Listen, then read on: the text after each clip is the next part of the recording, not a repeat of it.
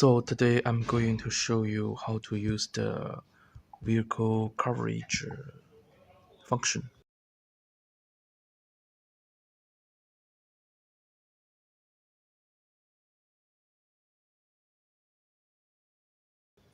So first you go to this vehicle coverage website and then you can see there's a passenger vehicle immobilizer and new energy.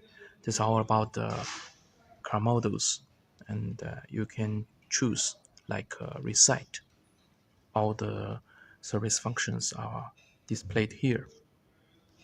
And also you can choose the specialized car model like Audi.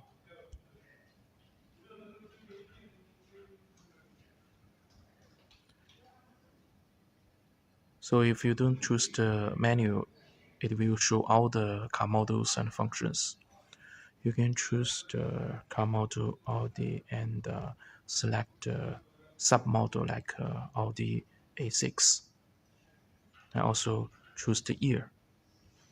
All the years listed here like 2024. Then you can select the system.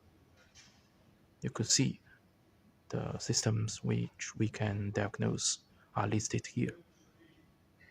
The engine electrics. Then you can see the functions that we could do with this system like active test, coding, live data, and program.